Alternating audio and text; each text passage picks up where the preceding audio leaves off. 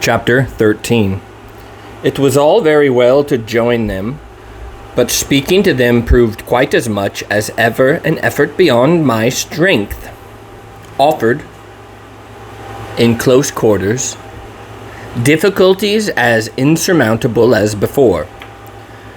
This situation continued a month, and with new aggravations and particular notes, the note above all, sharper and sharper, of the small ironic consciousness on the part of my pupils.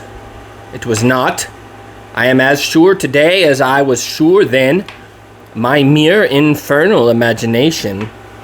It was absolutely traceable that they were aware of my predicament, and that this strange relation made, in a manner, for a long time, the air in which we moved.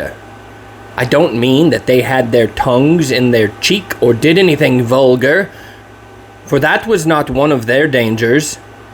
I do mean, on the other hand, that the element of the unnamed and untouched became, between us, greater than any other, and that so much avoidance could not have been so successfully effected without a great deal of tacit arrangement. It was as if, at moments, we were perpetually coming into sight of subjects before which we must stop short, turning suddenly out of alleys that we perceived to be blind, closing with a little bang that made us look at each other, for, like all bangs, it was something louder than we had intended. The doors we had indiscreetly opened. All roads lead to Rome. And there were times when it might have struck us that almost every branch of study or subject of conversation skirted forbidden ground. Forbidden ground was the question of the return of the dead in general, and of whatever, in especial, might survive, in memory, of the friends little children had lost. There were days when I could have sworn that one of them had, with a small, invisible nudge, said to the other, "She thinks she'll do it this time, but she won't." To do it would have been to indulge, for instance, and for once in a way, in some direct reference to the lady who had prepared them for my discipline. They had a delightful, endless appetite for passages in my own history, to which I had again and again treated them.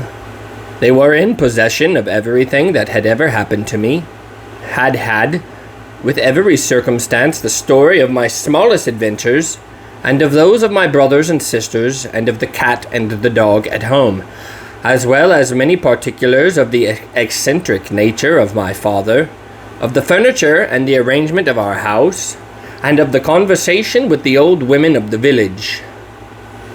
There were things enough, taking one with another, to chatter about, if one went very fast and knew by instinct where to go round.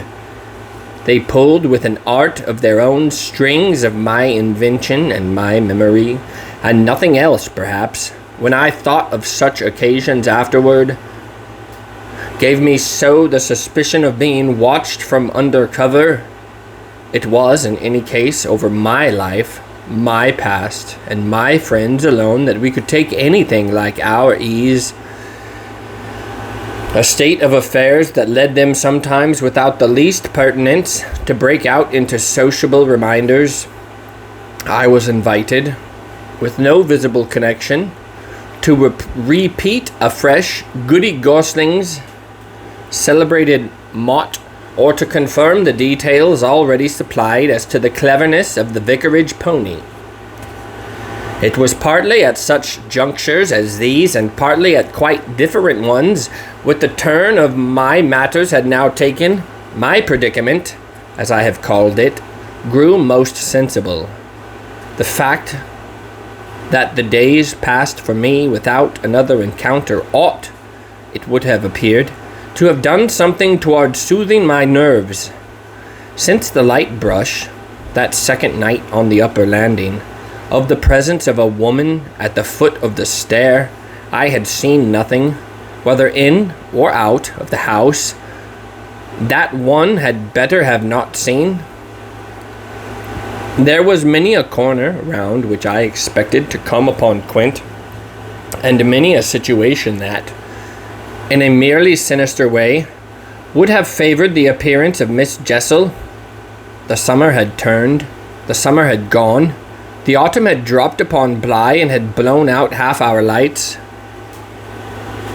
The place, with its grey sky and withered garlands, its bared spaces and scattered dead leaves, was like a theatre after the performance, all strewn with crumpled playbills.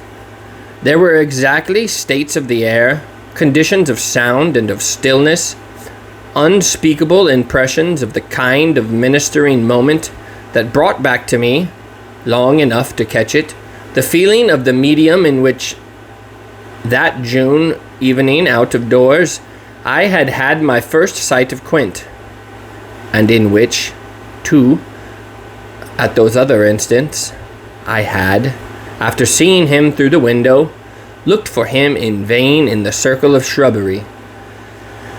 I recognized the signs, the portents, I recognized the moment, the spot, but they remained unaccompanied and emptied, and I continued unmolested, if unmolested one could call a young woman whose sensibility had, in the most extraordinary fashion, not declined but deepened. I had said in my talk with Mrs. Gross on that horrid scene of Flora's by the lake, and had perplexed her by so saying, that it would from that moment distress me much more to lose my power than to keep it. I had then expressed what was vividly in my mind the truth that, whether the children really saw or not, since, that is, it was not yet definitely proved, I greatly preferred, as a safeguard, the fullness of my own exposure. I was ready to know the very worst that was to be known. What I had then had an ugly glimpse of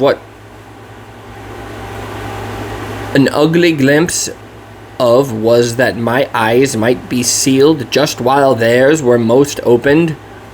Well, my eyes were sealed, it appeared, at present, a consummation for which it seemed blasphemous not to thank God. There was, alas, a difficulty about that. I would have thanked him with all my soul had I not, in a proportionate measure, this conviction of the secret of my pupils. How can I retrace today the strange steps of my obsession? There were times of our being together when I would have been ready to answer that, literally, in my presence, but with my direct sense of it closed. They had visitors who were known and were welcome. Then it was that, had I not been deterred by the very chance that such an inquiry might prove greater than the injury to be averted, my exultation would have broken out. They're here, you little wretches, I would have cried, and you can't deny it now. The little wretches denied it with all the added volume of their sociability and their tenderness, in just the crystal depths of which, like the flash of a fish in a stream, the mockery of their advantage peeped up. The shock, in truth, had sunk into me still deeper than I knew on the night when, looking out to see either Quint or Miss Jessel under the stars, I had beheld the boy over whose rest I watched, and who immediately brought in with him, had straightway, there, turned it on me, the lovely upward look with which, from the battlements above me, the hideous apparition of Quint had played. If it was a question of a scare, my discovery on this occasion had scared me more than any other. And it was in the condition of nerves produced by it that I made my actual inductions. They harassed me so that sometimes, at odd moments, I shut myself up audibly to rehearse. It was at once a fantastic relief and a renewed despair, the manner in which I might come to the point. I approached it from one side and the other while, in my room, I flung myself about, but I always broke down in the monstrous utterance of names. As they died away on my lips, I said to myself that I should indeed help them to represent something infamous, if, by pronouncing them, I should violate as rare a little case of instinctive delicacy as any schoolroom, probably, had ever known. When I said to myself, they have the manners to be silent, and you, trusted as you are, the baseness to speak, I felt myself crimson, and I covered my face with my hands. After these secret scenes, I chattered more than ever, going on volubly enough till one of our prodigious, palpable hushes occurred. I can call them nothing else. The strange, dizzy lift or swim, I try for terms, into a stillness, a pause of all life that had nothing to do with the more or less noise that at the moment we might be engaged in making, and that I could hear through my deepened exhilaration or quickened recitation or louder strum of the piano. Then it was that the others, the outsiders, were there. Though they were not angels, they passed, as the French say, causing me, while they stayed, to tremble with the fear of their addressing to their younger victims some yet more infernal message or more vivid image than they had thought good enough for myself. What it was most possible to get rid of was the cruel idea that, whatever I had seen, Miles and Flora saw more. Things terrible and unguessable, and that sprang from dreadful passages of intercourse in the past. Such things naturally left on the surface, for the time, a chill which we vociferously denied that we felt, and we had, all three, with repetition, got into such splendid training that we went, each time, almost automatically, to mark the close of the incident, through the very same movements. It was striking of the children, at all events, to kiss me inveterately with the kind of wild irrelevance, and never to fail, one or the other, of the precious question that had helped us through many a peril.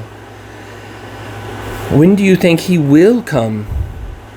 Don't you think we ought to write? There was nothing like that inquiry, we found by experience, for carrying off an awkwardness. He, of course, was their uncle in Harley Street, and we lived in much profusion of the theory that he might at any moment arrive to mingle in our circle.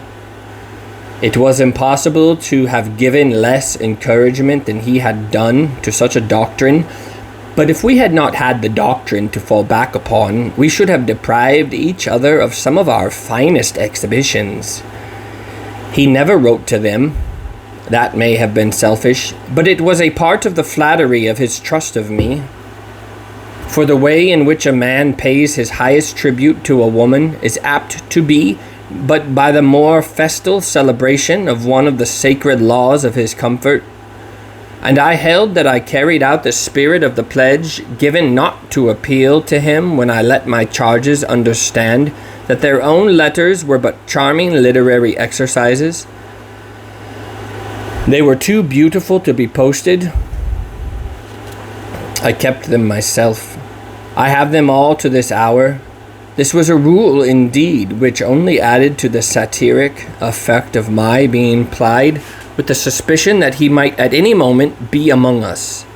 It was exactly as if my charges knew how almost more awkward than anything else that might be for me.